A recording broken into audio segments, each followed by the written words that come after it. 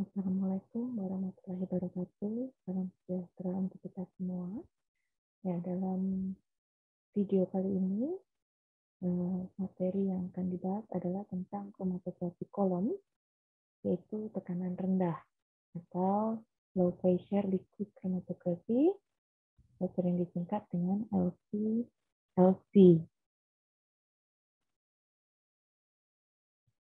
Ya, jadi pemisahan dengan kromatografi ini literatur yang utama digunakan itu adalah kedua buku ini, Natural Product Isolation, Parker et al. Ya, dan Natural Product Isolation dari Richard Channel. Ya, lebih banyak menggunakan dua literatur ini, meskipun ada literatur lain yang juga menambahkan isi materi pada penjelasan di video ini. Nah, sebelumnya kita harus tahu dulu ya tentang apa itu kromatografi kolom, kemudian bagaimana mekanisme pemisahannya, kemudian contoh fase diam yang sering digunakan apa, bagaimana cara preparasi fase diam dalam kolom, kemudian bagaimana cara menentukan fase gerak. Nah, yang pertama kita bahas dulu apa yang diketahui tentang kromatografi kolom. Ya. Selain kromatografi kolom, kan ada kromatografi planar. Ya. Jadi kromatografi itu adalah suatu metode pemisahan senyawa dengan adanya dua fase, yaitu fase diam dan fase gerak. Nah, kalau kromatografi planar, kemarin fase diam itu dalam bentuk lembaran, ya, dalam bentuk lembaran atau lapisan tipis. Itu kromatografi planar. Nah, kalau ini adalah kromatografi kolom. Nah, jadi kolom itu artinya silinder begitu ya. Jadi fase diam nanti dikemas dalam sebuah tabung silinder seperti itu. Kemudian bagaimana mekanisme pemisahannya? Ya, jadi karena ada fase diam dan fase gerak, di mana fase diam dan fase gerak ini akan berbeda secara polaritas. Ya, akan berbeda secara polaritas. Kemudian senyawa itu juga polaritasnya berbeda-beda.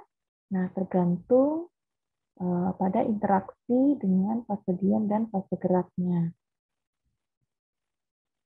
Nah, dengan perbedaannya struktur yang ada pada senyawa, maka kemampuan interaksi dengan fase diam dan fase gerak juga akan berbeda. Nah, perbedaan interaksi ini menyebabkan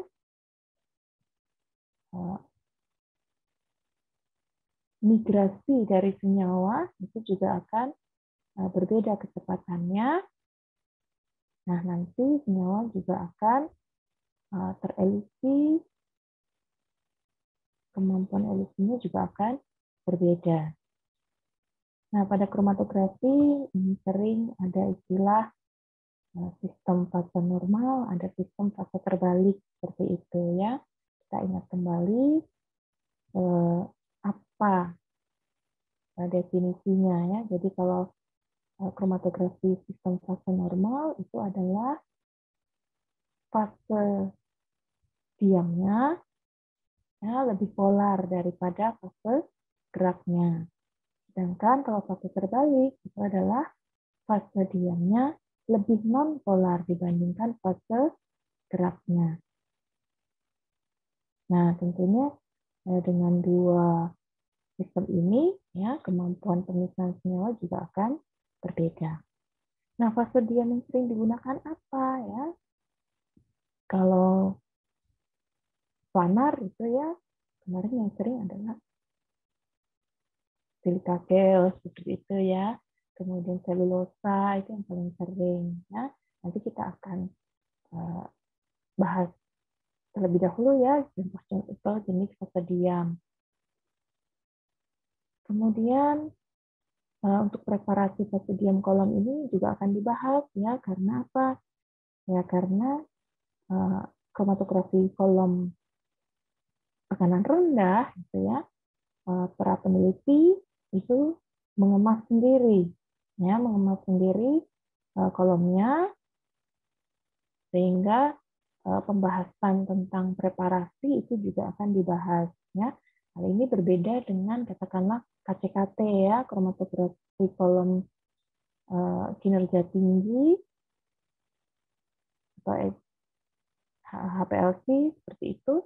Nah, kalau KCKT itu performa tinggi sehingga kolomnya itu harus membeli secara komersial ya, tidak bisa kita mengemas sendiri seperti itu. Kalau yang tekanan rendah ini itu peneliti akan mengemas sendiri. Nah, kemudian fase gerak tentunya harus dioptimasi. Nanti akan kita bahas lebih dalam. Ya, ini gambarannya ya. Tadi sudah saya sampaikan bahwa kromatografi kolom itu fase diamnya dikemas atau ditata dalam sebuah kolom, ya, yaitu tabung yang berbentuk silinder, ya, terbuat dari kaca. Nah, ini katakanlah misalkan ini adalah fase diam silika gel seperti itu ya. Silika gel itu fase diam yang bersifat polar, sehingga kalau kita menggunakan silika gel itu adalah sistem fase normal ya. Nah, di sini contohkan ada dua senyawa, ada senyawa berwarna merah, ada senyawa berwarna biru. Ya, merah dan biru. Nah, ini karena aliran itu dari atas ke bawah ya. Aliran fase geraknya, maka di sini kira-kira senyawa manakah yang lebih polar? Ya, apakah senyawa biru atau senyawa merahnya yang lebih polar?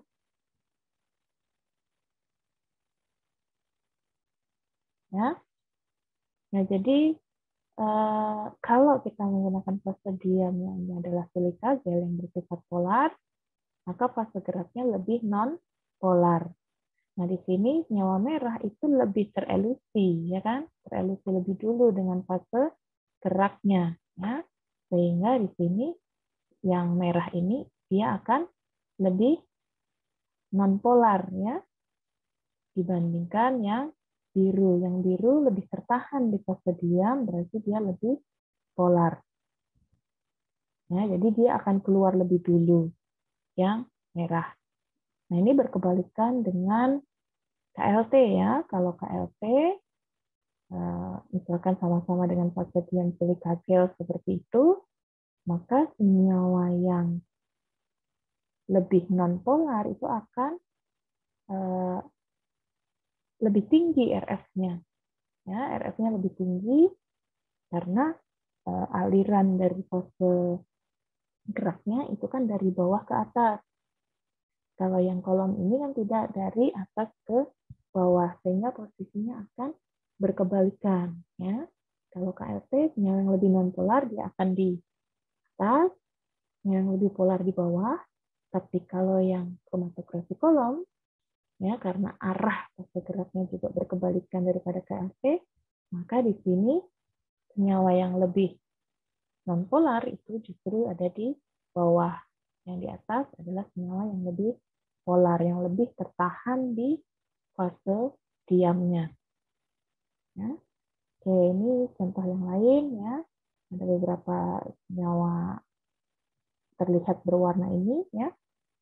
Berarti dia menunjukkan senyawa ini juga tentunya dengan warna yang berbeda, berarti kan strukturnya juga berbeda. Ya, dengan perbedaan struktur maka polaritasnya juga berbeda. Kemudian mereka akan terpisah. Ya, kemampuan interaksi dengan fase diamnya juga berbeda. Ya. Sehingga menunjukkan pita-pita pemisahan seperti ini. Oke, ini contoh yang lain ya. Ini contohnya pemisahan pada senyawa klorofil seperti itu ya. Nah ini awalnya ya sampelnya dimasukkan, kemudian ini dialirkan fase geraknya, ya terlihat pita-pita, ya kemudian lama-kelamaan bisa dipisahkan antar senyawanya. Oke, jadi ada yang disebut dengan mekanisme retensi, ya, di mana proses pemisahan, ya, ada beberapa faktor yang mempengaruhi. Nah, jadi bisa karena absorpsi, ya, atau penyerapan, atau bisa karena phase exclusion, perbedaan ukuran molekul, kemudian atau partisi. Nah, kita akan lihat. Nah, ini contohnya yang absorption ya. Jadi ini digambarkan fase diamnya. Kemudian ini adalah komponen senyawa gitu ya yang lewat di fase diamnya. Kemudian di sini terlihat awalnya ya sebelum melewati fase diam, kemudian ini setelah melewati fase diam. Nah, di sini bisa terlihat bahwa senyawa yang digambarkan dengan kotak itu interaksi dengan fase diamnya lebih lemah ya, lebih lemah sehingga dia akan terelusi lebih dulu, sedangkan yang segitiga ini lebih kuat tertahan di fase diamnya ya, terjerat di permukaan fase diam. Jadi ilustrasi gambarnya seperti itu. Nah, atau kalau ini dalam bentuk arah kolom tadi ya dari atas, ya, fase gerasnya dari atas ke bawah. Nah, ini awalnya campuran senyawanya. Kemudian dengan perbedaan struktur, perbedaan interaksi dengan fase diam dan fase gerak. Nah, ini dicontohkan yang putih akan terelusi lebih dulu, kemudian kemudian nanti yang hitamnya. Jadi yang hitam ini menggambarkan dia yang lebih kuat ya, tertahan pada fase diamnya. Ya, kalau pakai ciri kaca sekali lagi berarti yang hitam ini adalah fase diamnya, senyawa yang lebih polar, ya, lebih tertahan. Sedangkan yang putih ini dia akan terelusi lebih dulu, ya, jadi terabsorpsi.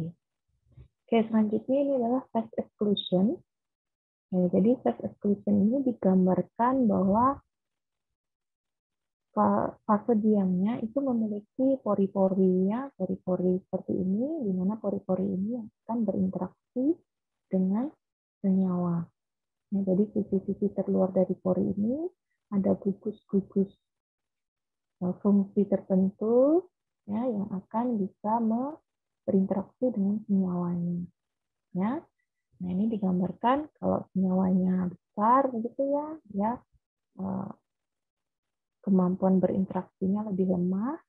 Kemudian ini kalau strukturnya lebih kecil, ya dia masih bisa, ya. Tapi untuk yang mampu terikat gitu ya, terikat di fase diam ini, tentunya kalau yang kecil ya dibandingkan yang lebih besar, kemudian dia akan ikatannya lebih besar juga begitu. Ya, tetap di sini adalah yang terelusi lebih dulu.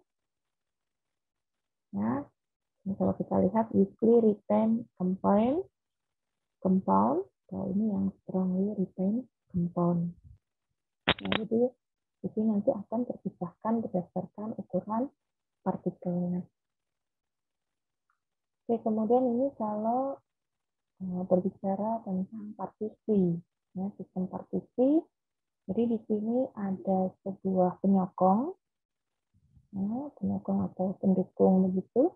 Kemudian di sini ada semacam lapisan cairan, ya, lapisan cairan. Nah di sini senyawanya akan berinteraksi dengan cairan yang melapisi penyokong ini. Nah ini namanya partisi. Jadi hampir seluruh bagian dari senyawa ini ya, bisa terinteraksi dengan fase diamnya. Nah, itu perbedaannya. Kalau tadi Nah, kalau ini kan hanya sebagian ya dari molekulnya yang terjerat. Nah, tidak sampai melarut begitu ya. Tapi kalau pada partisi, nah ini ada molekul yang bisa hampir seluruh bagian molekulnya itu berinteraksi ya. Jadi biasanya ini memang agak cair begitu ya. Jadi cairan yang mampu melekat gitu ya pada penyokongnya. Nanti akan kita lihat senyawa apakah itu. Ya, tapi prinsipnya seperti ini. Nah, fase diam LPLC atau low pressure liquid chromatography ini ukuran partikelnya sekitar 10 sampai 200 mikrometer. Ya, ini variasinya cukup tinggi ya, 10 sampai 200 seperti itu. Nah, sehingga ukuran partikelnya tidak begitu homogen ya. Tentunya ini nanti akan berpengaruh terhadap performa hasil pemisahannya. Ya, jadi ini tidak seragam ukuran partikelnya. Nah, ini salah satu perbedaan dengan HPLC ya, high performa liquid chromatography. Kalau HPLC ukuran partikelnya lebih seragam, ya lebih seragam sehingga performa pemisahannya juga akan lebih baik ya dibandingkan yang LPLC. Kemudian bentuk ya, kalau ini tidak beraturan itu sampai dengan Paris gitu ya, jadi tidak beraturan ya. Jadi kalau tidak beraturan artinya apa? Jadi bagian permukaan gitu ya, permukaan dari fase diamnya itu tidak semua mampu berinteraksi dengan senyawanya ya. Jadi karena bentuknya tidak beraturan. Nah, beda dengan yang HPLC. Kalau HPLC bentuknya seperti bola begitu ya. Jadi bisa seperti bola. Kita bayangkan kalau seperti bola berarti hampir semua sisi di permukaannya itu menjadi tempat bagi senyawa untuk berinteraksi. Ya, sedangkan kalau yang LPLC ini tidak beraturan ya, tidak seperti bola, jadi ada yang bengkok-bengkok seperti itu atau ada yang ada celah seperti itu. Nah, itu jadi sisi-sisi yang tidak seragam ini ya, jadi artinya tidak semua permukaannya sebagai tempat untuk bisa berinteraksi dengan senyawa. Ya. Oleh karena itu nanti elusi dari senyawa itu juga tidak bisa berbarengan, gitu ya. Ya, bisa keluar dengan baik atau dengan kecepatan yang sama. Ya. Oke, kemudian porositas ini menggambarkan rasio volume pori permukaan dengan volume total permukaan. Ya. Nah, jadi semakin banyak tempat, gitu ya, tempat untuk senyawa berinteraksi, gitu ya, dengan fase diamnya, maka senyawa akan pemisahannya semakin baik. Oke, kemudian ini ada surface area atau luas permukaannya. Jadi luas permukaan semakin tinggi, interaksi senyawa juga akan semakin tinggi ya pemisahannya. Nah, luas permukaan ini tentunya akan dipengaruhi oleh ukuran partikel tadi ya. Jadi kita ingat bahwa LPLC itu ukuran partikelnya sekitar 10 sampai 200 mikrometer ya. Jadi ukuran partikelnya lebih besar ya dibandingkan yang HPLC. Ya, jadi itulah kenapa HPLC itu pemisahannya semuanya baik ya dari perbedaan beberapa faktor ini. Nah, tapi pertanyaannya, kalau ada HPLC yang pemisahan senyawa baik, kenapa kok LPLC itu masih digunakan? Ya, jadi LPLC ini pada saat awal peneliti mau memisahkan senyawa, ya, biasanya justru menggunakan LPLC dulu gitu. Ya, karena memang cara ini cara yang murah ya, lebih murah dibandingkan yang HPLC ya. Kemudian lebih sederhana dibandingkan HPLC. HPLC kan kita harus mempunyai instrumennya seperti itu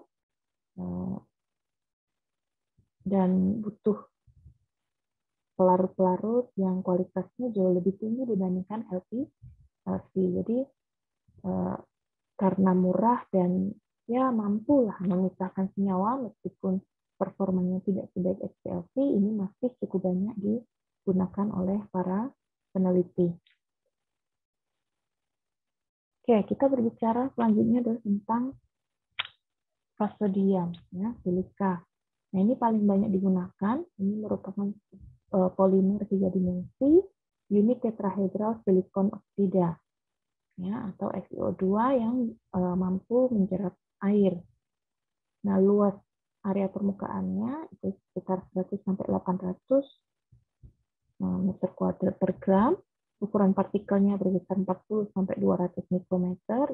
Ini range-nya sangat besar. Kemudian ada ukuran pori 40 sampai 300 angstrom. Nah, permukaannya yang nanti akan berinteraksi dengan senyawa itu adalah gugus silanol. Ya, gugus silanol ini sifatnya adalah polar, sehingga interaksi senyawa dengan silika ini melalui ikatan hidrogen. Ya. Kemudian sifatnya adalah sifat asam lemah.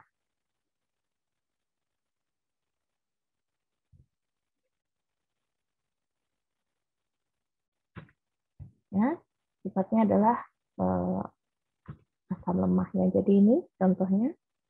Jadi Si begitu. Kemudian di sini ada permukaan di sisi-sisi luarnya adalah hidroksil, ya,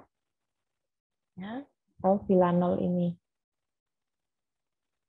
Nah, sehingga ini bisa berinteraksi jika struktur senyawanya memiliki gugus yang polar, ya, misalnya COOH atau hidroksil itu sendiri seperti itu. Nah, ikatan hidrogennya, jadi ikatan hidrogen itu adalah ikatan H, ya, hidrogen dengan suatu gugus pada molekul yang lain yang memiliki elektronegatif yang lebih tinggi, seperti itu ya. Jadi bisa terhadap, misalnya H ini ya bisa terhadap O, bisa terhadap N, misalkan ya. Yang O-nya ini juga bisa berikatan terhadap hidrogen dari molekul lain ya, yang dia kekurangan elektron ya, misalnya H yang bersebelahan dengan karbonil,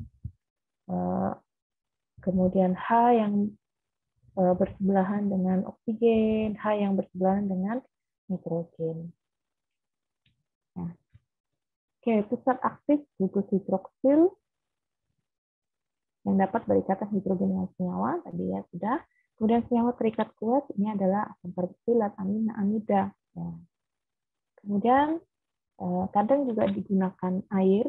Jadi kita tahu karena silika ini adalah polar, tentunya umumnya digunakan adalah fasodium yang lebih non polar, ya, lebih non polar. Nah, makanya sering yang dipakai entah heksan, fluorofon, ether, misalnya seperti itu ya.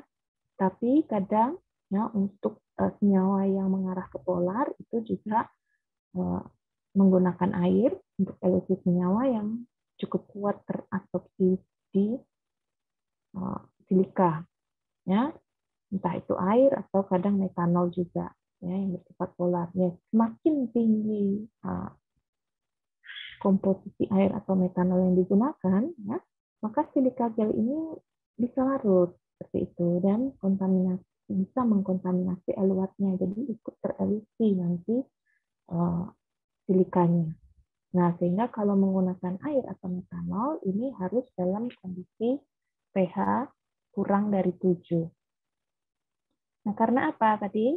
Ya, ada pernyataan bahwa meskipun dia FiOH, ya, tapi O ini lebih kuat ikatannya terhadap Fi, sehingga cenderung melepaskan H+. Jadi bukan basa, bukan OH lepas begitu, tidak. Jadi Fi-nya ini akan berikatan atau melepaskan OH, bukan, tetapi dia cenderung melepaskan H+-nya. Makanya bersifat asam lemah. Ya. Nah, kalau dia pH-nya ini adalah katakanlah pH basa, ya, maka yang terjadi adalah misalnya di sini ada basa, maka ini akan semakin mudah larut terhadap basa tadi. Ya, silanolnya ini begitu ya bisa terlepas.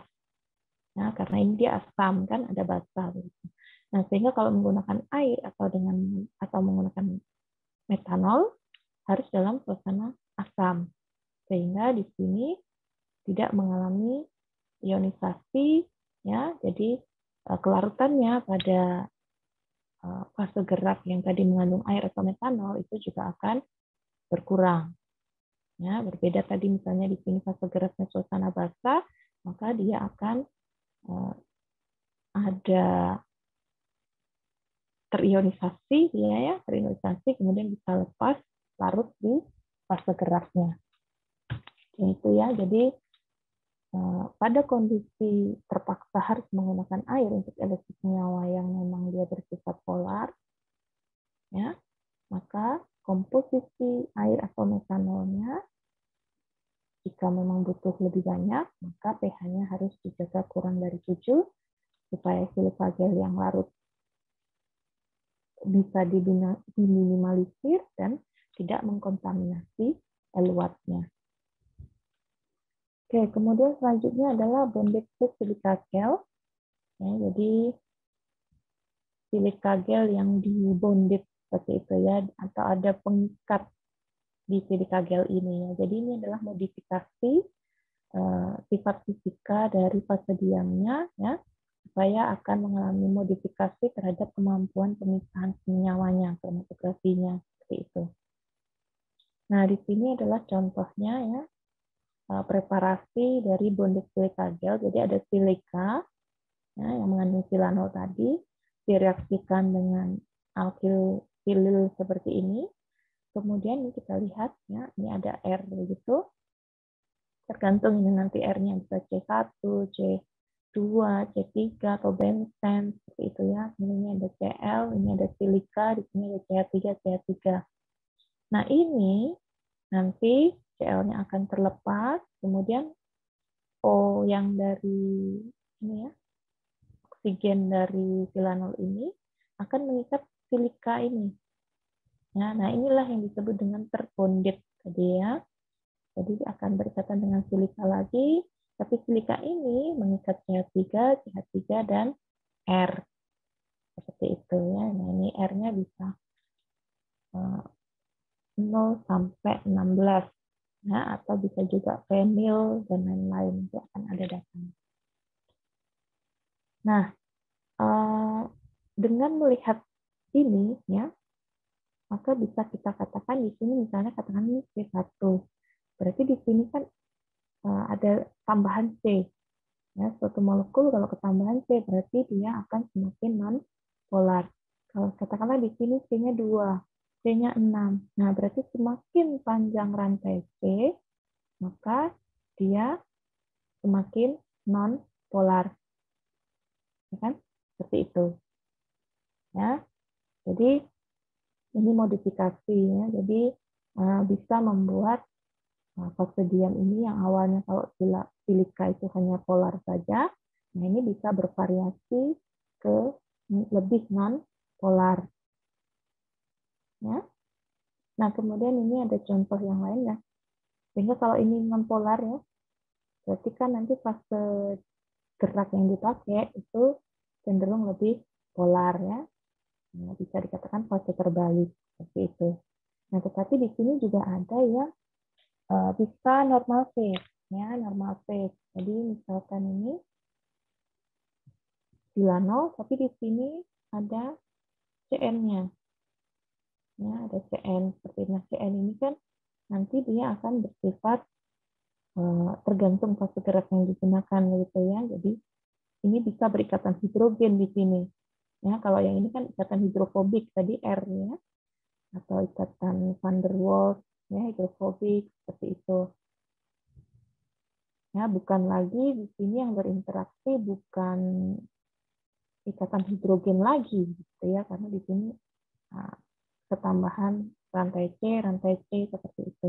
Nah, tapi kalau yang ini ujungnya ada CN. Nah, sehingga nanti tergantung fase geraknya, ini juga bisa berperan sebagai normal phase pada saat fase geraknya itu lebih non-polar dibandingkan fase diamnya.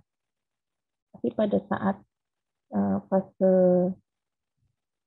diamnya lebih polar, maka dia fase normal. Ya, kalau dia fase diamnya lebih non-polar, ya, fase diamnya lebih non-polar, ya, fase diam, lagi ya, fase diamnya lebih non-polar, berarti fase geraknya lebih polar, maka dia fase terbalik. Kalau fase geraknya lebih non-polar, geraknya lebih non-polar, maka dia fase normal. Ini bisa berperan dua-duanya.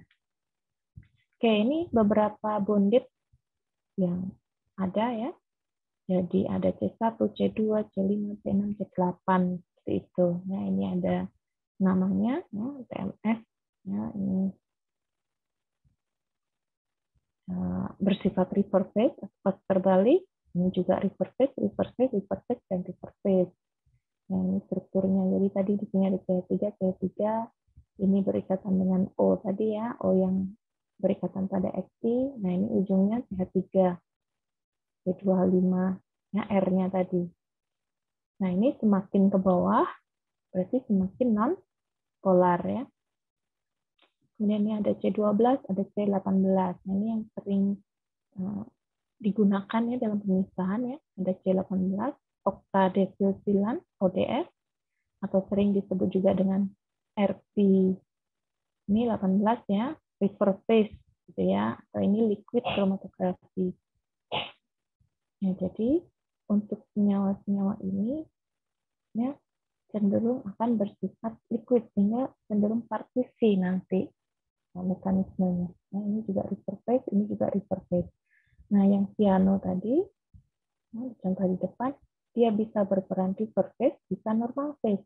Nah, karena apa? Di sini ada C-nya, ya, C-nya ada 3, tapi di sini ada CN. CN ini bisa berikatan hidrogen, ya, sedangkan C yang ini berikatan hidrofobik terhadap senyawa. Nah, ini ada yang aminoprofilil atau APF. Ini juga sama, ujungnya ada NH2-nya, ada aminanya. Ini bisa berikatan hidrogen dengan senyawa. Kemudian yang ini,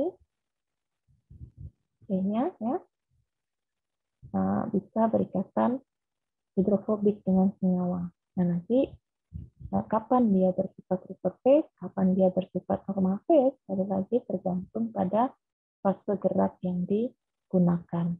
Nah, ini ada yang OH. Kita lihat OH, ya, ada beberapa OH tambahannya. Tapi perlu diingat di sini juga ada C, ya, tambahan C. Contohnya yang fenil, berarti di ujung ini ada fenilnya, ini ada fenyl ether, berarti di sini juga ada fenyl ether. Nah, kesimpulannya adalah, nah, coba nanti kalian jawab di kolom komentar ya. Berarti bonded silica gel, ya, bonded silica gel itu ya di kolom komentar di YouTube ini ya. Jadi bonded silica gel itu apakah A selalu lebih polar daripada silica gel, ataukah B selalu lebih non-polar dari silica gel, ataukah C bisa lebih polar tapi bisa juga lebih non-polar daripada silica gel. Nah, jadi ada 3 pilihan jawabannya, selalu lebih polar. Jadi bonded silica gel itu selalu lebih polar dari silica gel itu sendiri, atau selalu lebih non-polar, atau yang ketiga adalah bisa lebih polar dan bisa lebih non-polar. Nah, silahkan nanti dijawab di kolom komentar. Oke, kemudian kelemahan dari ini ya, biaya produksinya relatif tinggi ya, ini lebih banyak digunakan untuk HPLC. Kemudian resolusi tinggi dan fleksibilitas unik ya, bisa juga untuk LPLC. Kemudian tersedia dalam bentuk soft substrate tipe prepacked kolom. Jadi bisa di komersil. Oke, kemudian ada alumina. Ini adalah polimer berpori Al2O3. Jadi bisa diatur permukaan asam, basa, netral. Nah, tergantung pH pencucian akhir absorban sintetik. Nah, ada alumina asam, itu berarti pemisahan asam karboksilat. Jadi di sini pH-nya 4, alumina basa pH 10, pemisahan basa, misalnya alkaloid, atau alumina netral, pH 7 untuk pemisahan senyawa yang bersifat netral terutama steroid. Nah, reaktivitas alumina bisa diatur kandungan lembabnya seperti silika gel. Ya. Jadi silika gel itu kelembapannya, kandungan lembabnya bisa diatur ya dengan cara dipanaskan terlebih dahulu. Atau sering disilakan dengan diaktifkan begitu. Jadi ini berlaku untuk alumina atau silika gel. Ya. Diaktifkan. Nah, maksudnya diaktifkan itu adalah dihilangkan kandungan lembabnya dengan pemanasan pada oven. Nah, semakin tinggi kandungan lembab, maka sisi polar dari fase diamnya itu semakin berkurang. Karena apa? Tadi kan ada hidroksil tadi ya. Kita bayangkan bahwa hidroksil itu mampu berikatan hidrogen dengan lembab. Nah, sehingga nanti senyawanya terhalangi untuk berinteraksi dengan fase diamnya karena tertutup oleh uap air ini, ya. Sehingga nanti istilahnya adalah senyawa semakin kurang sticky atau kurang melekat begitu di atau kurang terabsorb di fase diamnya. Ya, tentunya ini akan berpengaruh terhadap pemisahan. Nah, stickiness atau keaktifannya itu bisa digolongkan jadi 1, 2, 3 ya. 1 itu paling aktif. Nah, perbedaannya tentunya dari waktu ya, waktu pemanasan. Meskipun saya cari belum ada juga yang membagi misalnya kalau 1 itu berarti berapa menit, itu tidak ada ya. Jadi semakin lama dipanaskan artinya lembab akan semakin hilang. Nah, sehingga nanti permukaan dari fase diamnya semakin berkurang kandungan lembabnya, dan nanti senyawanya benar-benar bisa berinteraksi begitu ya dengan melalui mekanisme absorpsi. Ya. Kalau di situ ada lembab yang masih cukup banyak, nanti justru malah bukan absorpsi yang terjadi, tetapi partisi nantinya, gitu ya, partisi. Tetapi yang berperan di situ bukan fase diamnya, tetapi adalah lembab yang terikat di fase diam tersebut. Ya. Oke, kemudian ada polistiren. Ini adalah polimer stiren divinylbenzen. Ya. Ini stiren. Ini adalah divinylbenzen. Ini ada benzennya. Nah, ini struktur vinilnya itu di sini. Ya. Nah, ini untuk resin ion exchange. Ya, tanpa gugus terionisasi, polimer membentuk gel yang dapat digunakan untuk kromatografi tekanan rendah dengan fase terbalik. Bisa kita lihat dengan strukturnya seperti ini.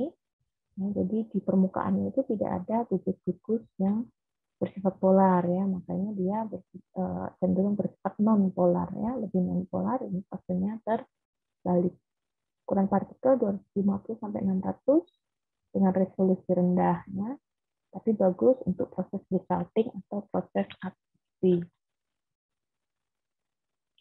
Oke, keuntungan polistiren lebih murah daripada bonded silika gel tadi ya. Tadi kan kita lihat bonded silika gel tadi misalnya dibondedkan dengan C1, C6, C18 seperti itu kan. Jadi kan sama-sama bersifat non polar ya, atau terbalik ya. Tapi secara harga polistiren ini lebih murah dari bonded silika gel.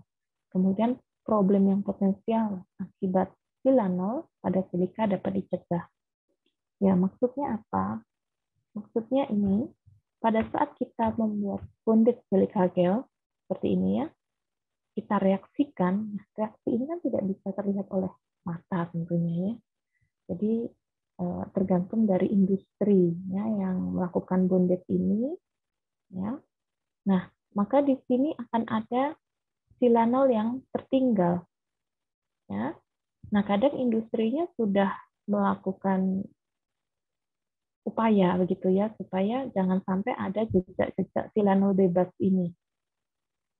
Ya, apa sih dampak dari silanol bebas? Bisa kita bayangkan, misalkan senyawa kita harapkan ini pemisahannya dengan sistem terbalik, ya, sistem terbalik. Berarti kan harusnya gugus yang berikatan di sini adalah gugus yang lebih nonpolar, ya, melalui ikatan hidrofobik.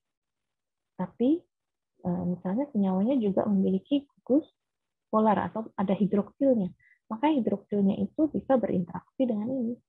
Ya, dampaknya apa? Kalau ada silanol bebas ini, dampaknya adalah akan terjadi pengekoran. Ya, terjadi pengekoran. Jadi ada molekul yang harusnya dia berinteraksinya di bagian nonpolar ini, ya, tapi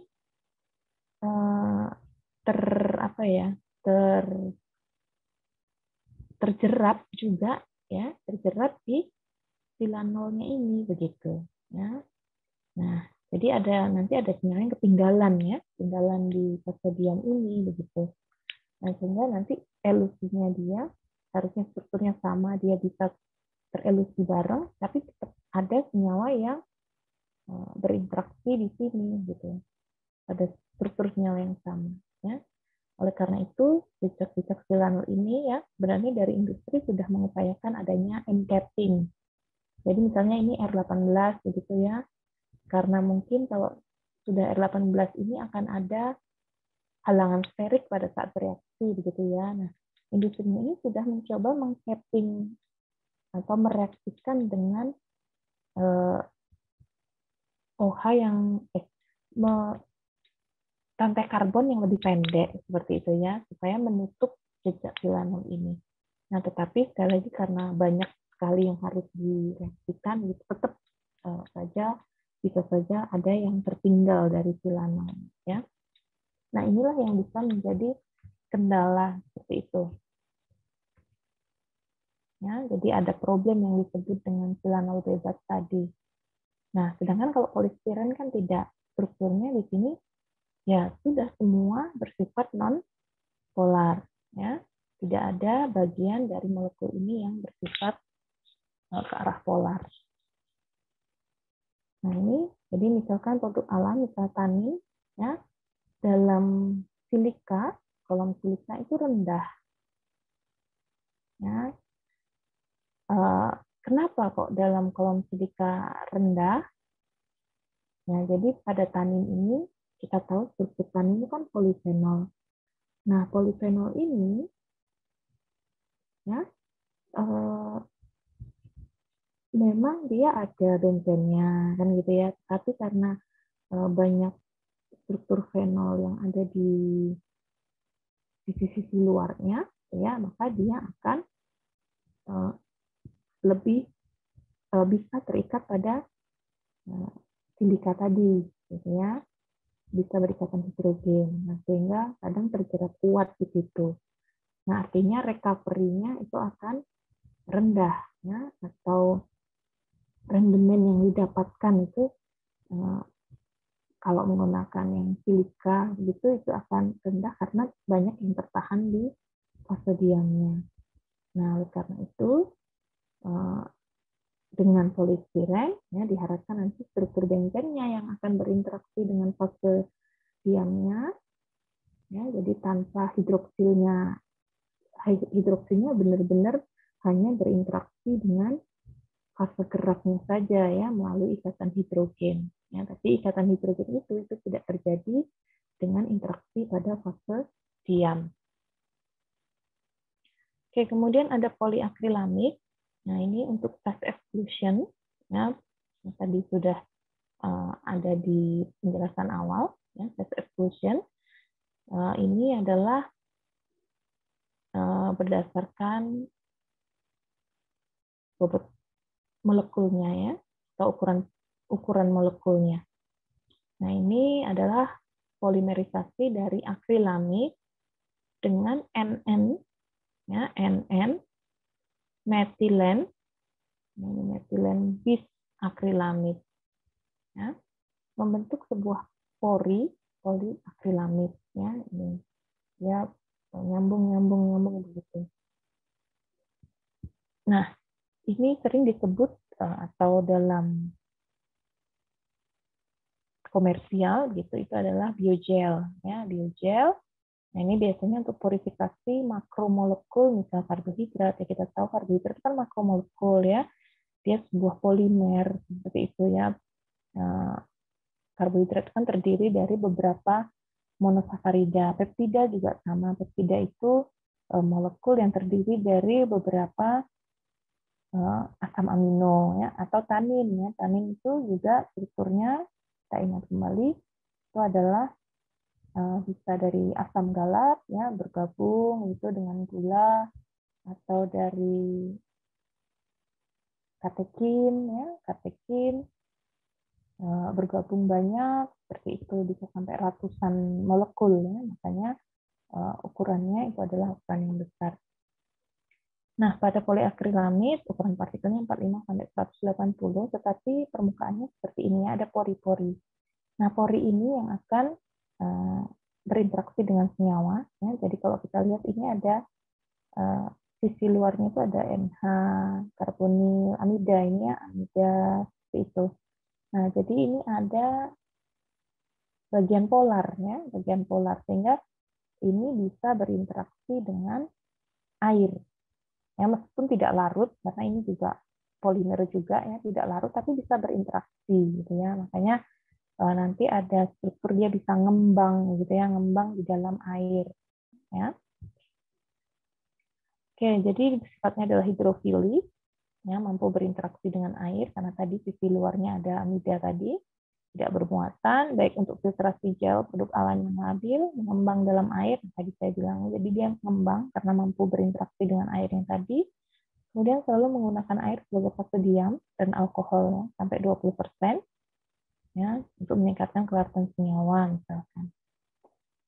Ya, karena senyawa itu kan variasi, ya, ada polar, semi, non-polar, dan kebanyakan senyawa di alam ya nggak mungkin dia hanya polar saja kemudian hanya larut dalam air begitu ya tetap ada sisi namanya juga senyawa organik berarti kan strukturnya ada CO dan H ya nah rantai karbonnya tetap ada yang akan menyebabkan menurunnya polaritas pada senyawa sehingga sering ditambahkan alkohol juga. Kemudian tipe biogel dipilih berdasarkan ukuran molekul yang akan dipisahkan. Nah, kita lihat tadi ini kan bisa dipakai untuk karbohidrat ya. Karbohidrat itu masih bisa berinteraksi dengan air. Kemudian tanin itu juga sama, polifenol ya. Hidroksilnya banyak, bisa berinteraksi dengan air. Kemudian peptida ya. Peptida itu asam amino ya. Strukturnya kan berarti ada COH, kemudian ada N-nya, nitrogennya itu juga bisa berinteraksi dengan air sebagai fase gerak. Nah, dalam perdagangan, tipe biogel ini ada beberapa macam dan bisa dipilih berdasarkan ukuran molekul yang akan dipisahkan. Nah, ini ada P2, P4, P6, P10.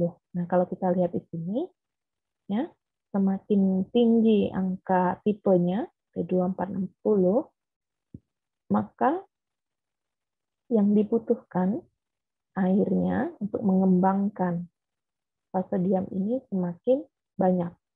Nah, ini ukuran rendah mililiter per gram molekul dari fase diam ini. Ya. Nah, ini ada 3, 4, 6, 7,5. Jadi, intinya semakin tinggi tipe gelnya, air yang dibutuhkan semakin mengembang. Nah, kita bayangkan kalau molekul itu ngembang gitu ya, maka nanti porinya juga akan semakin besar. Nah, maka senyawa yang mampu dipisahkan itu juga ada perbedaan. Nah, ini untuk yang dia ngembangnya kecil, maka porinya juga akan kecil. Nah, dia bisa memisahkan ring 100 sampai 2000. Nah, yang 4 dia bisa memisahkan molekul ya dengan BM 800 sampai 4000. Ini 1000 sampai 6000. Ini 1500 sampai 20000 seperti itu.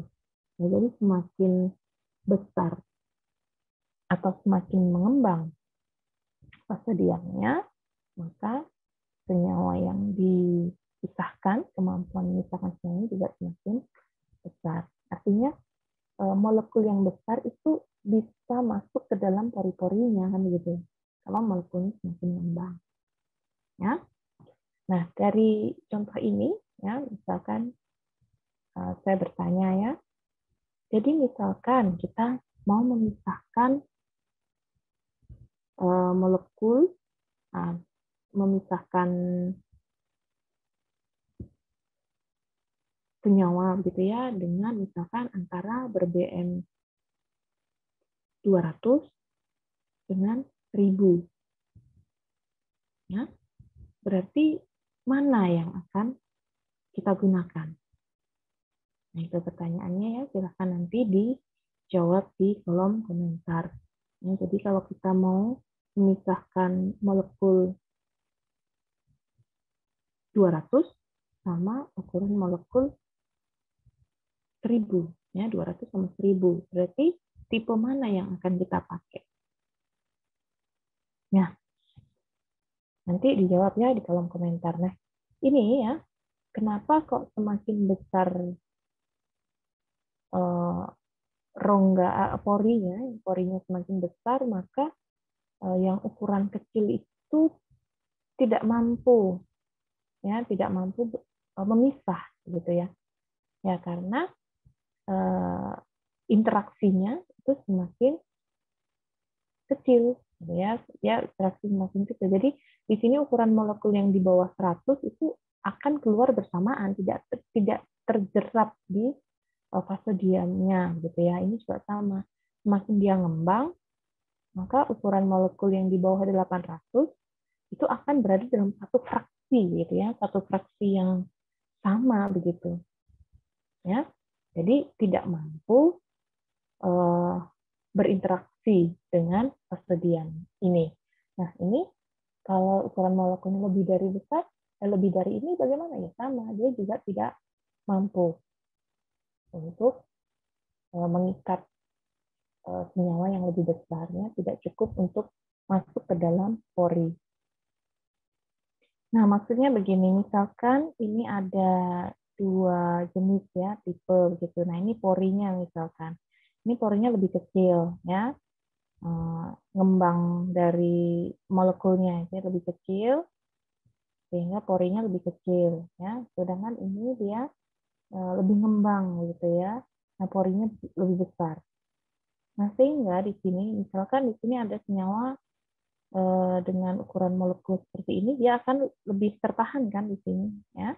Nah, ini dia bisa tertahan, lebih kuat ini malahan. Nah, kalau ada molekul yang lebih kecil begini, nah ini gimana? Ya mungkin dia nempel di sini, tapi kan sisi yang nempel ini lebih sedikit. Nah, jadi kadang lolos juga ya. Kadang ada molekul yang lolos, tidak akan terjerap di sini seperti itu. Nah, ini juga sama. Pada saat ada molekul yang seperti itu juga besarnya, ya maka interaksinya akan sangat sebentar sekali begitu. Nah, beda dengan molekul misalkan yang seperti ini. Nah, ini sisi yang terjerap atau yang berinteraksi ini lebih banyak. Ya. Nah, misalnya ada lagi senyawa dengan ukuran molekul, misalnya ini ya, ukurannya sama gitu ya. Nah, molekulnya lebih besar. Nah, jadi dibandingkan ini ya. Nah, berarti interaksinya lebih kuat yang mana ya? Yang ini, karena dia sisi yang berinteraksi ini lebih banyak ini. Nah, segini. Sehingga ini akan tertahan lebih lama, yang ini akan keluar lebih dulu. Yang ini, yang kecil ini bagaimana? Nah, ini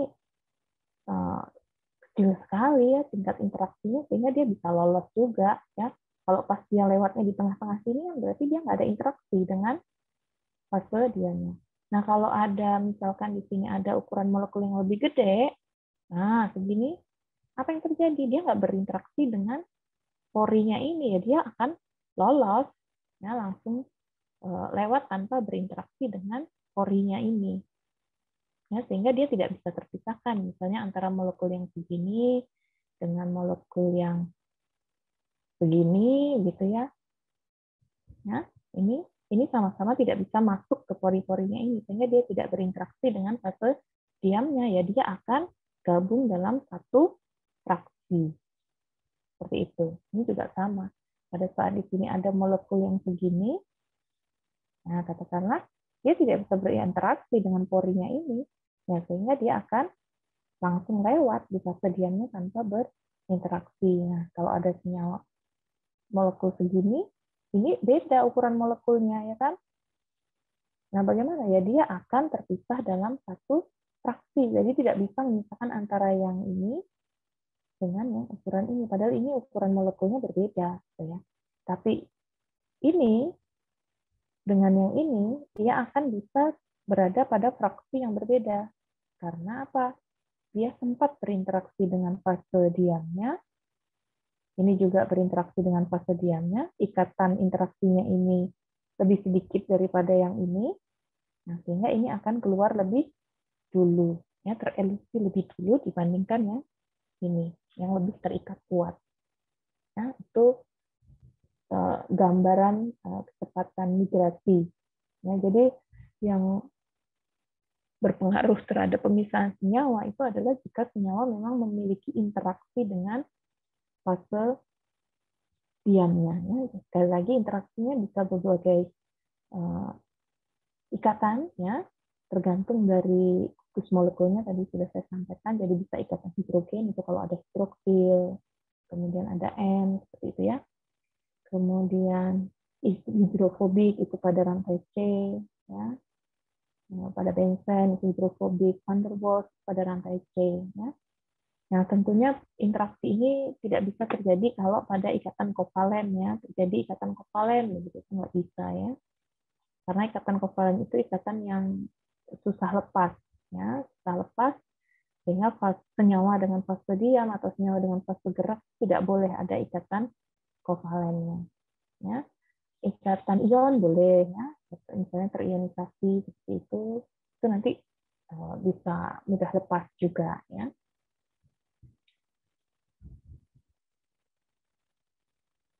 Baik, selanjutnya adalah karbohidrat, ya. Karbohidratnya adalah suatu polisakarida, ya, dapat berikatan silang membentuk jaringan 3 dimensi, gitu ya. Nah, ini contohnya ya pada dextran. Nah, ini kita lihat ini juga berpori strukturnya, ya. Di mana porinya ini kalau kita lihat ini dari sakarida begitu, ya, struktur sakarida, tapi dia punya hidroksil yang banyak, ya, sehingga di sini mekanisme ikatannya itu juga melalui ikatan hidrogen, dan ini juga sifatnya hidrofil tapi tidak larut, ya. Hidrofil bisa berikatan hidrogen dengan air, ya, hidrofilik sifatnya. Jadi sifatnya juga mengembang tadi sama seperti yang sebelumnya. Nah, ini dibuat dari cross-linking dextran dengan epichlorohydrin. Ya, jadi ini polimer, tapi tidak larut air, tapi mampu berikatan hidrogen dengan air, ya, punya ikatan glycerin ester sebagai cross-linkernya. Ya, ada ikatan gliserin. Nah, ini ya maksudnya gliserinnya itu kan ini. Gliserin itu kan C3 ya, 1, 2, 3. Ini C3. Cross-linkernya itu. Jadi di sini ada polisakarida, kemudian di antara polisakaridanya itu diikat dengan ini gliserin. Hidrofilik mengembang dalam air, tingkat mengembangnya mempengaruhi kemampuan kromatografi, ya. Gel semakin padat berguna untuk molekul ber-DM semakin rendah. Ya, maksudnya apa? Nggak bisa kita bayangkan kepadatan gel. Ya, kepadatan gel itu berarti kan kalau air yang kita tambahkan semakin banyak airnya, berarti kan itu semakin renggang. Ya. Semakin renggang, nah sehingga gelnya akan semakin tidak padat. Nah, kalau airnya yang ditambahkan semakin sedikit, maka kepadatan gelnya semakin tinggi, rongganya atau porinya itu juga akan semakin kecil. Nah,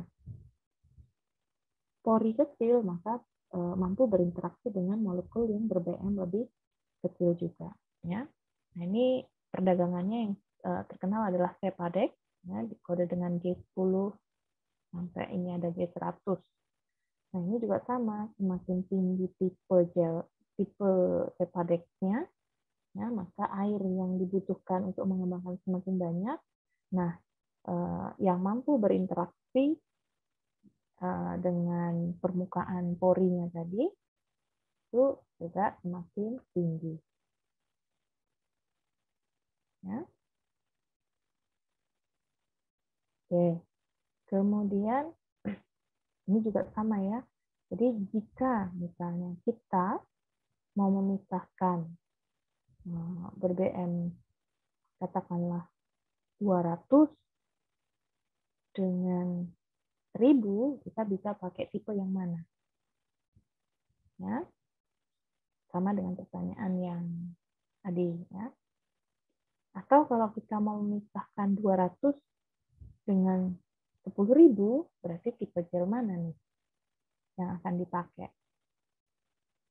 Ya, 200 sama 10.000. Oke, nanti dijawab di kolom komentar. Oke, ini adalah gambaran teknis pelaksanaan ya dari kromatografi kolom. Jadi di sini nanti ada cairan yang akan dialirkan, kemudian ini ada solvent yang akan diinikan ya. Kemudian ini ada kalau dalam kolom luar negeri begitu ya, di sini ada lapisan sandnya. Ya, kalau di lab kita jarang ya menggunakan sand ini. Nanti ada pengganti yang bisa menggantikan peran dari sand ini. Kemudian ini adalah kolom fase diamnya. Kemudian di sini ada sinter glass. Ya, ini namanya sinter glass. Ya, nanti di video tutorial itu akan terlihat ya sinter glass itu apa. Jadi ini kaca begitu ya. Kaca, kemudian ada pori-porinya ya. Jadi ini untuk menahan fase diam ya supaya tidak keluar dari kolom ini. Ya. Kemudian ini ada penampung saksi. Ya, tergantung ya penampungnya. Kalau yang ditampung itu katakanlah 10 mili, ya berarti tabung reaksi seperti ini cukup. Tapi kalau volume lebih dari itu, ya bisa menggunakan botol-botol kaca yang lain yang bisa menampung kapasitas yang kita inginkan. Oke, selanjutnya adalah bagaimana preparasi fase diam. Ya, jadi ada beberapa literatur, macam-macam literaturnya begitu ya. Nah, ya semua tergantung keterampilan dari penelitinya ya akhirnya mau pakai yang mana. Tapi dari beberapa literatur ini nanti bisa jadi pertimbangan ya dalam memilih fase diam. Ya, volume dari banyaknya fase diam ya. Ada beberapa literatur ini katakanlah 100 sampai 500 gram fase diam per 1 gram ekstrak begitu. Ini akan menghasilkan hasil yang baik. Ada juga yang 40:1.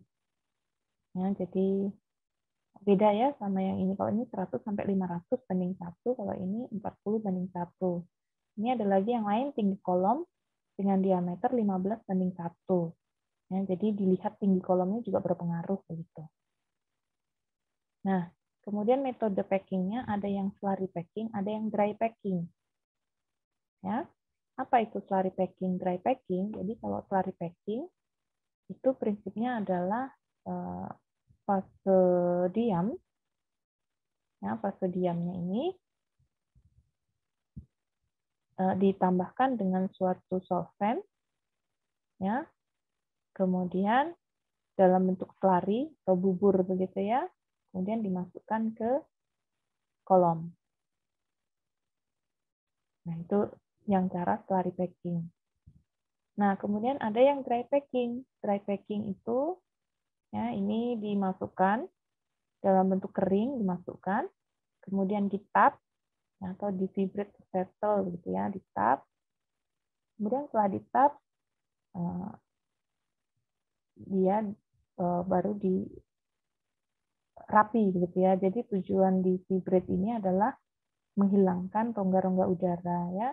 Jadi kenapa rongga udara harus dihilangkan ya? Karena rongga udara ini kalau bisa kita bayangkan ya pada saat nanti di sini ada cairan, bisa saja ini ada udara di sini sehingga di sini fase gerak itu tidak bisa melewati fase diamnya ini begitu ya, tidak mampu. Jadi di sini fase geraknya ini misalnya lewat sini terus langsung nyamping begitu ya. Nah, ini akan berpengaruh terhadap jalannya atau migrasi senyawa gitu ya. Nah, nanti pemisahannya jadi jelek, nggak bisa lurus seperti itu pisahnya. Ya, karena ada hambatan-hambatan pada saat proses elusi. Nah, ini yang sudah di-tap ya, ya tidak ada rongga udaranya. Nah, seperti itu ya. Nah, dari dua cara ini begitu ya. Nah, ini tergantung fase diam yang digunakan ya. Tergantung fase diam. Ada yang boleh menggunakan tari packing, ada yang boleh menggunakan dry packing, ada yang harus dry packing, tidak bisa dengan selari. Nah, ini tergantung dari tadi ya tipe-tipe fase diam yang sudah kita bahas. Kalau silika bagaimana ya? Jadi silika itu terhadap solventnya kan tidak ada pengembangan seperti itu ya. Nah, itu boleh ya menggunakan selari, boleh menggunakan dry packing juga nggak masalah ya. Tapi harus hati-hati sekali lagi kalau dry packing adalah bagaimana untuk menghilangkan rongga udara. Ya. Tuh. Nah, tapi ada fase diam yang harus dengan selari. Ya, contohnya tadi yang bisa ngembang tadi, Cepadek, ya, biogel tadi. Ya. Jadi dia harus dikembangkan dulu di luar kolom, baru dikemas. Ya. Karena apa? Kalau dalam bentuk kering, kita bayangkan ya, dalam bentuk keringnya dimasukkan ke dalam kolom, dipaksa dimasukkan ke dalam kolom, ya, dalam bentuk kering, maka nanti pada saat solvent dimasukkan, dia kan butuh ngembang. Nah, sehingga ngembang yang di bagian bawah dengan yang di atas ini akan berbeda, karena di sini sudah terhambat oleh molekul di atasnya, fase diam yang di atasnya. Tapi yang di atas ini, dia ngembangnya bisa maksimal begitu. Nah, artinya apa? Tingkat ngembangnya akan berbeda di fase diamnya pada saat dia kita paksa menggunakan dry packing, khusus untuk yang biogel atau yang Cepadek tadi. Nah, sehingga dua fase diam itu tidak bisa menggunakan dry packing. Jadi dia wajib menggunakan slurry packing. Seperti itu. Nah, kemudian selanjutnya adalah bagaimana menentukan fase gerak. Ya, jadi menentukan fase gerak, ya, kalau kita tahu golongan komponen senyawanya apa, maka bisa mengikuti protokol hasil publikasi yang ada. Ya, jadi kita ngikutin, kita mau memisahkan senyawa rutin nih, ya, di tanaman ini misalnya. Nah, kita bisa ngikutin pemisahan rutin di tanaman yang lain, ya, yang sudah berhasil memisahkan, maksudnya seperti itu, sehingga kita pakai, langsung kita pakai, itu boleh. Tapi jika kita belum tahu senyawanya apa, maka kita harus mengorientasi menggunakan KLV. Ya, seperti biasa itu ya, di KLV, kemudian dilihat nanti entah disemprot atau di UV, misalkan UV 254 dulu, 366 baru disemprot. Ya. Nah, nanti hasil KLV-nya kita bandingkan. Nah, nanti kita pilih fase gerak yang sesuai.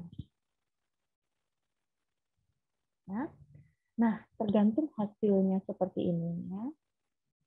Jadi, jika yang kita gunakan adalah atau fruit sample atau ekstraknya begitu ya, kita pilih yang diperkirakan hasil RF-nya ya, di dekat 0,5 begitu ya, 0,5. Ya, jadi misalkan ini kan ada beberapa sistem fase gerak begitu dan ini menghasilkan hasil yang berbeda. Nah, misalnya yang ini dia bentuknya nggak mau naik nih senyawanya, begitu ya, tertinggal di bawah. Yang ini, oh dia bisa naiknya dan terpisah, gitu ya.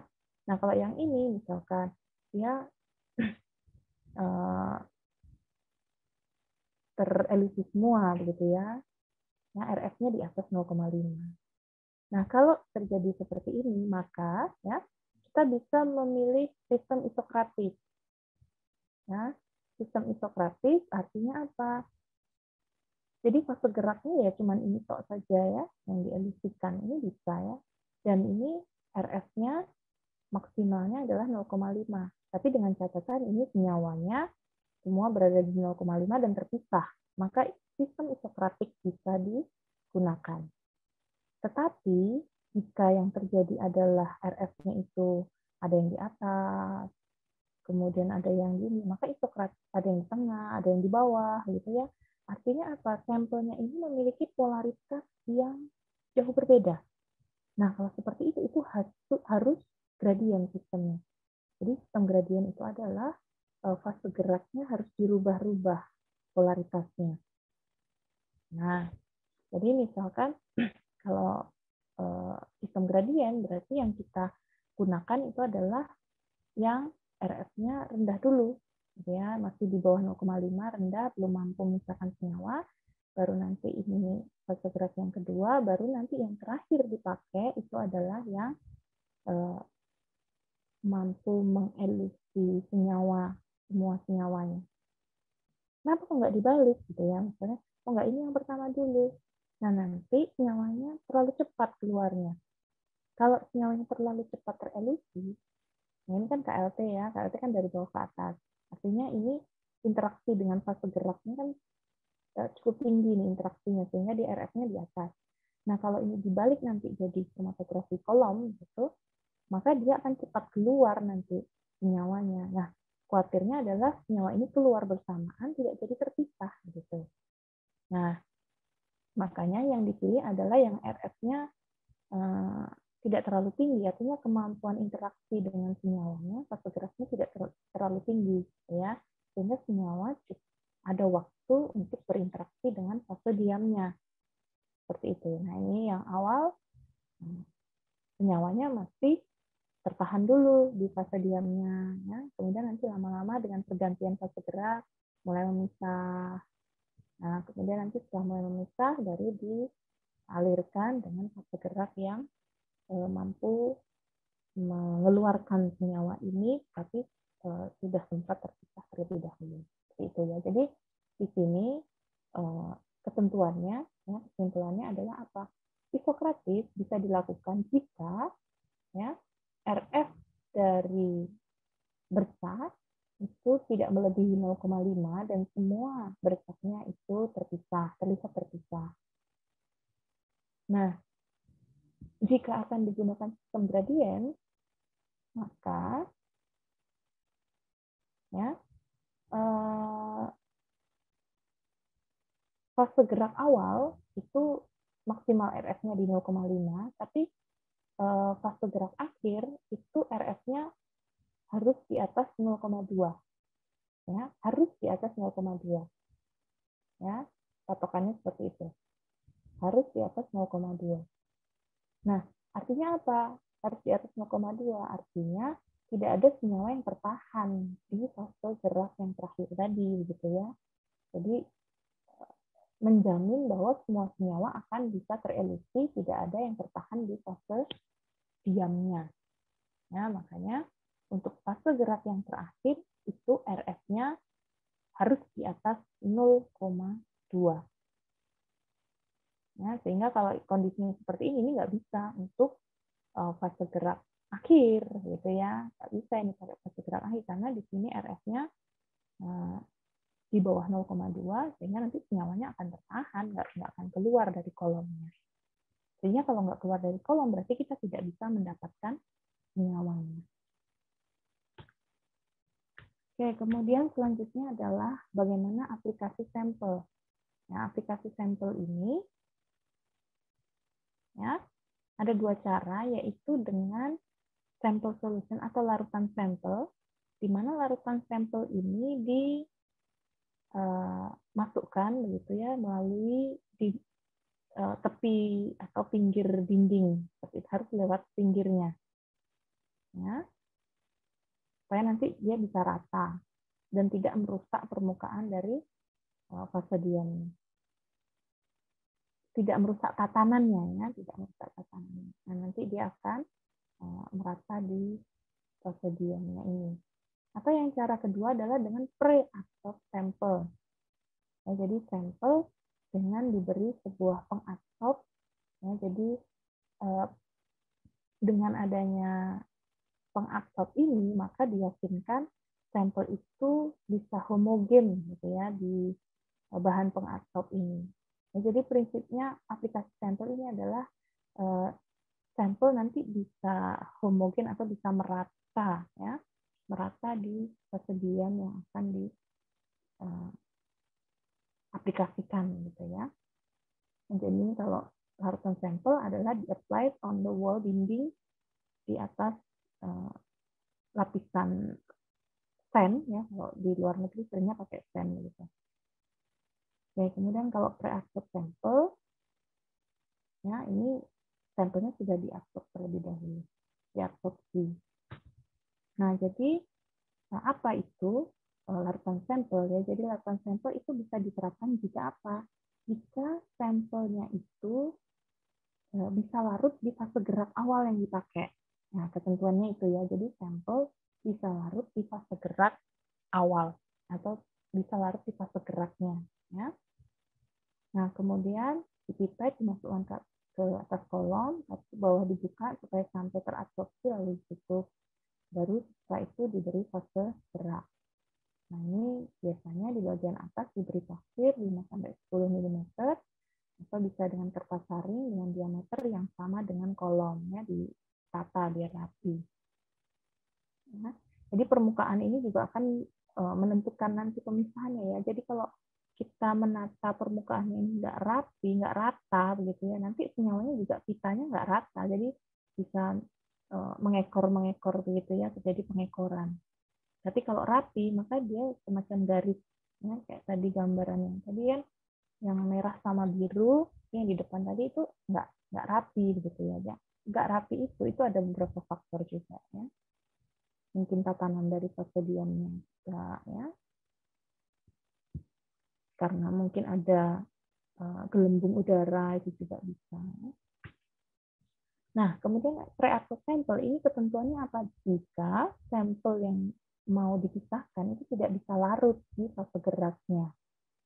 Nah, nanti biasanya ya, jika ini pakai fase diamnya silica gel, seringnya nanti pengadsorbnya itu juga silica gel juga ya, yang sama dengan fase diam.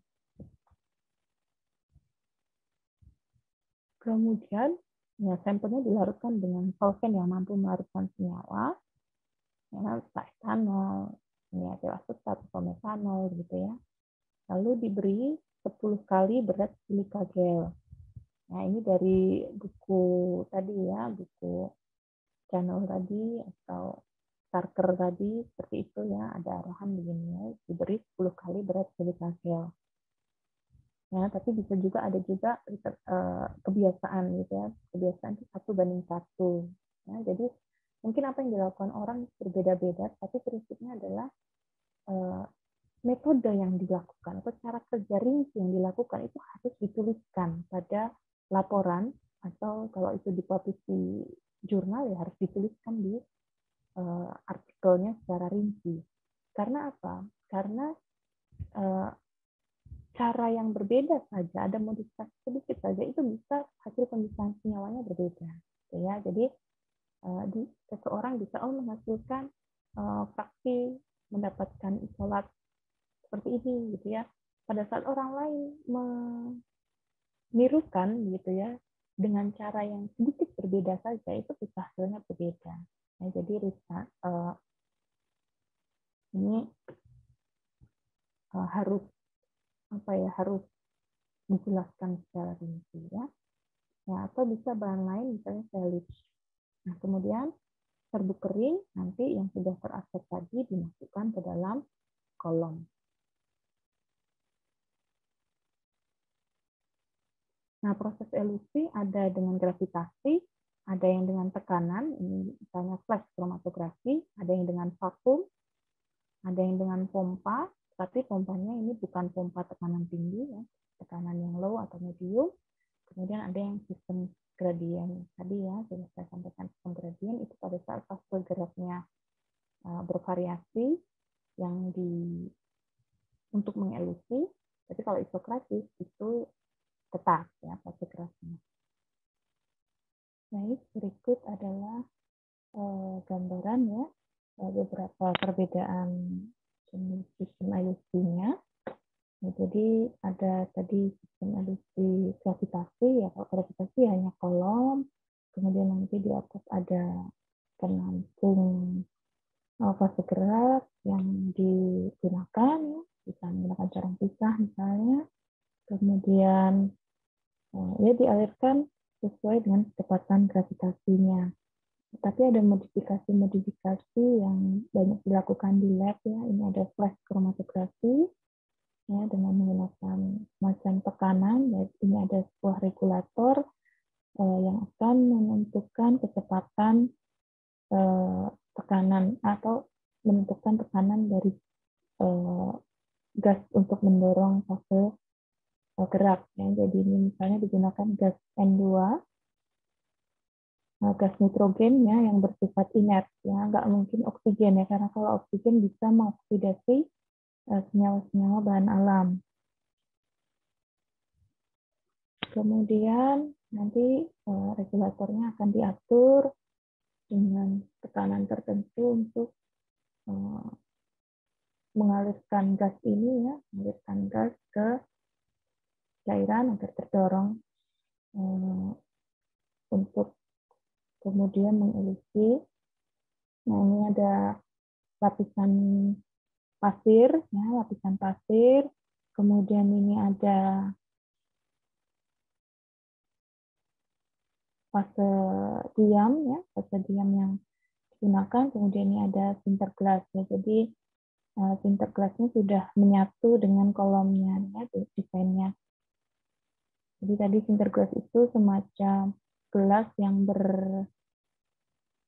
lubang kecil-kecil begitu ya, untuk menahan fase diam agar tidak lolos ke keran.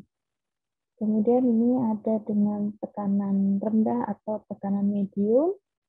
Nah, jadi cairannya ada di luar dari kolom ini, dari luar rangkaian kolom ini. Kemudian ini ada pompa yang dia akan mengalirkan solvent ke kolomnya. Nah, jadi ini dengan tekanan rendah atau medium. Kemudian ada desain yang lain adalah VLC kolom. Ya, ini vakum liquid kromatografi. Nah, di sini ini kolomnya ya bisa tingginya menyesuaikan ya. Kemudian di sini ada sinterglassnya sama. Nah, tetapi di bawahnya yang berbeda, di sini dihubungkan dengan vakum. Ya, jadi biasanya nanti ada selang menuju ke vakum. Kemudian jadi ini dihisap begitu ya, dihisap sehingga akan mempercepat turunnya fase geraknya, nanti ditampung. Penampungnya tergantung ketersediaan yang ada di lab ya. Kalau ini gambar ini kan contohnya menggunakan laboratorium bulat ya. Kadang ada yang manual, nanti tetap pakai botol atau menggunakan tabung reaksi, seperti tergantung volume yang akan ditampung.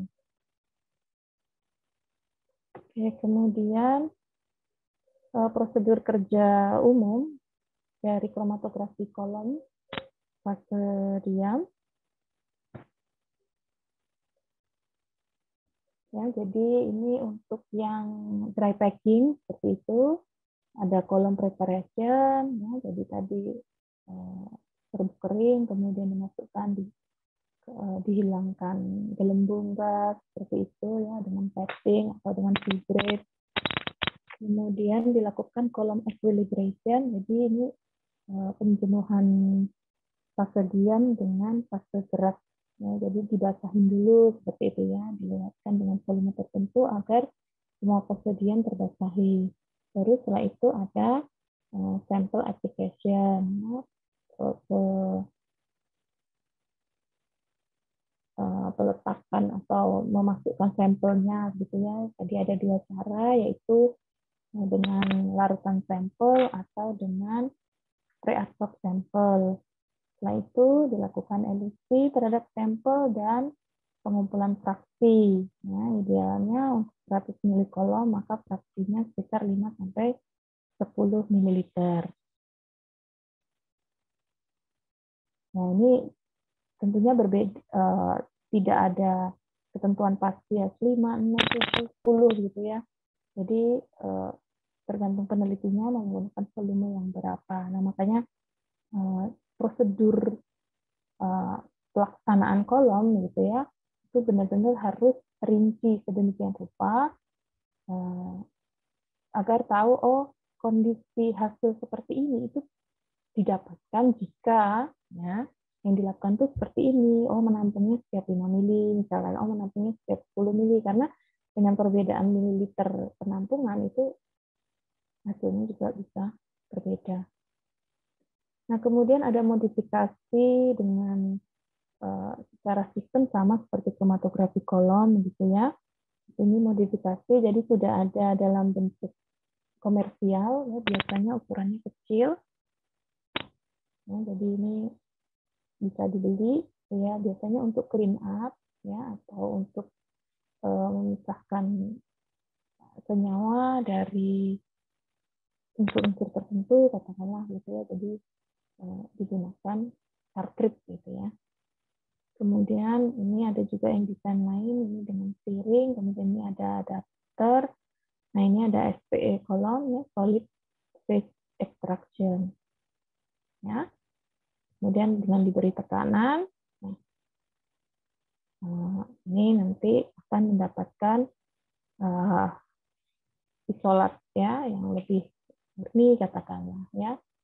Tapi ini ukurannya relatif lebih kecil ya dibandingkan dengan LPLC yang memang untuk fungsi pemisahan fraksi-fraksi. Jadi ini biasanya fase gerak yang dilewatkan ya sistemnya isokratis begitu, dan sering disebut istilahnya bukan kromatografi kolom tetapi istilahnya adalah cartridge gitu ya. Nah, ini nanti di KCKT ya, akan ada contoh penerapan dari sistem cartridge ini ya, tapi sebenarnya sistemnya ya menggunakan SPE ya, solid phase extraction. Jadi di sini ada sebuah fase diam, kemudian nanti dilewatkan dengan suatu cairan dengan tujuan tertentu ya.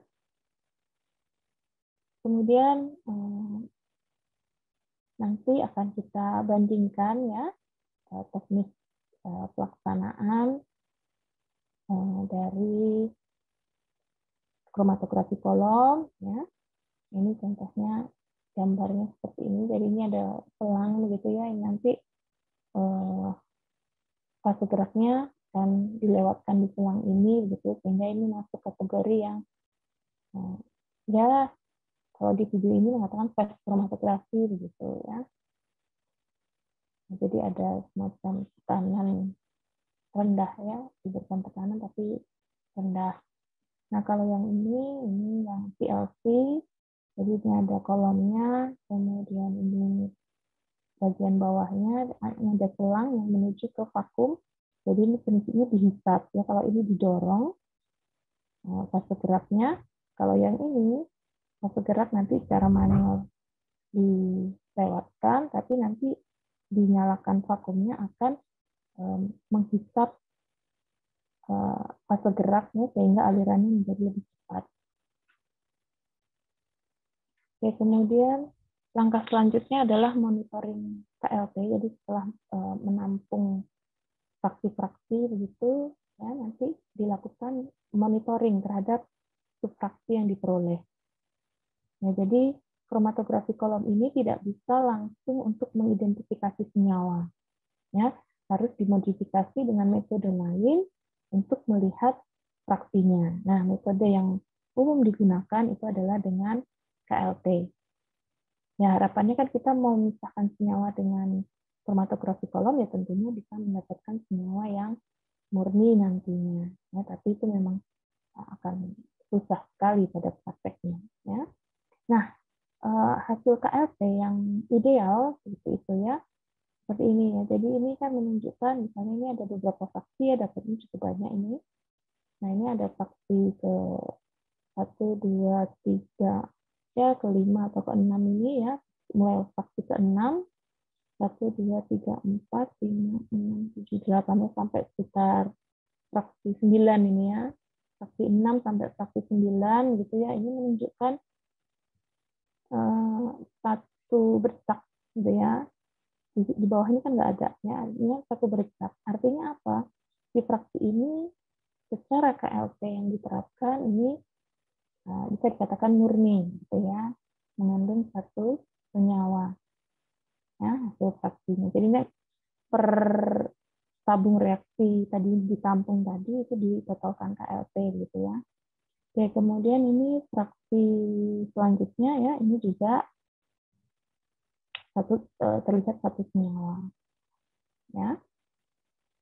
Jadi one compound per fraction. Ini yang ideal. Sekali lagi ini hasil yang ideal.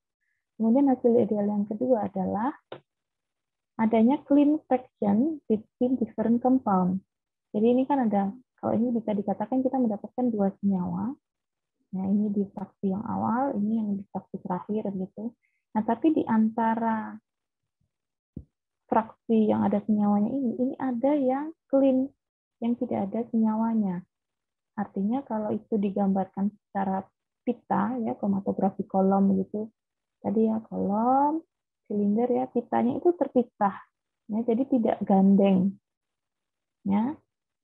Jadi ini menunjukkan ada di antara fraksi itu, di antara pita fraksi ada area yang tidak mengandung kedua senyawa ini gitu ya. Jadi harus yang ideal seperti itu, artinya benar-benar terpisah pitanya. Nah, tetapi kondisi ini itu tidak bisa orang sekali melakukan kromatografi kolom, apalagi yang pertama, kemudian bisa mendapatkan hasil yang seperti ini, itu kan tidak memungkinkan ya. Nah, jadi seringnya overlapping katakanlah ya ini. Nah, ini sudah stres duluan nih. Artinya apa? Kita mendapatkan fraksi begitu ya. Ada fraksi ini ya. Dia mengandung dua senyawa ini, tidak ada clean fraction di antara dua senyawa. Jadi ini pada fraksi keberapa ini ya, terlihat ada dua senyawa. Nah, artinya ini belum terpisah sempurna. Ya. Nah, kenapa ini? Atau ini ya, jadi fraksinya cuma sedikit, 1, 2, 3, 4, 5. Ini cuma pada 5 fraksi, tetapi ada yang overlapping tadi. Ya, it's all the material eluate in just a few fraction. Jadi, dia terpisah atau berada pada fraksi yang sedikit sekali gitu ya. Kalau tadi kan yang ideal tadi di sini ada, artinya fraksi yang didapat itu mengandung senyawa. Kalau ini enggak cuma di bagian ini, sedangkan di bagian ini kosong, nggak ada senyawanya gitu. Nah, alasannya ya kemungkinan ini terjadi karena apa? The column was too small, jadi kolom terlalu kecil. Or the developing solvent, jadi fase geraknya itu terlalu polar komposisinya, ya, sehingga pemisahannya belum baik. Nah, atau ini juga ya, ini ada overlapping, tapi dia nyebar di beberapa fraksi, ya, segini itu panjang, ya. Jadi ini tersebar di banyak fraksi begitu ya. Nah, yang terjadi apa ini? Misalnya karena kolomnya terlalu panjang, ya, atau terlalu banyak menggunakan pelarut untuk elusi sampelnya. Ya, jadi dampaknya seperti ini. Nah, kalau yang terjadi seperti ini bagaimana ya? Biasanya peneliti ya, ini yang sudah nyawanya satu, ya, ini nanti digabung vaksinnya ya. Berarti kan ini isinya sebenarnya sama gitu. Jadi setelah peneliti tadi menampung di 10 mili katakanlah begitu ya. Kemudian dilakukan monitoring KLT seperti ini yang menunjukkan pola kromatogram yang sama, itu digabung jadi satu, ini jadi satu fraksi. Nah, yang ini juga digabung jadi satu fraksi nanti. Ya. Nah, yang ini yang hanya mengandung senyawa yang bawah, ini juga satu fraksi. Sehingga ini bisa dikatakan mendapatkan 3 fraksi, di mana yang satu sudah murni, ada senyawa yang di atas ini, kemudian yang satu ini belum murni, karena masih mengandung 2 senyawa. Fraksi keberapa ini silahkan nanti dihitung dari pinggir ini, fraksi keberapa. Kemudian di sini fraksi yang ketiga, ya ini sudah murni juga. Nah, kemudian kalau peneliti apa yang dilakukan? Ya biasanya nanti yang masih campuran tadi dipisahkan lagi ya, dicarikan fase gerak yang baik untuk memisahkan seandainya rendemen yang di sini belum mencukupi. Tapi kalau rendemen yang di sini sudah cukup untuk penelitian berikutnya, biasanya ya ini tidak dilanjutkan begitu ya. Tapi kalau rendemen ternyata terlalu sedikit, ya berarti yang tengah masih overlapping ini harus di elusi lanjut. Nah, maksudnya di kromatografi kolom atau mungkin bisa dilanjutkan dengan metode yang lain ya, misalnya KLT preparatif itu juga bisa ya. Ini bisa ya KLT preparatif karena dia RF-nya agak jauh.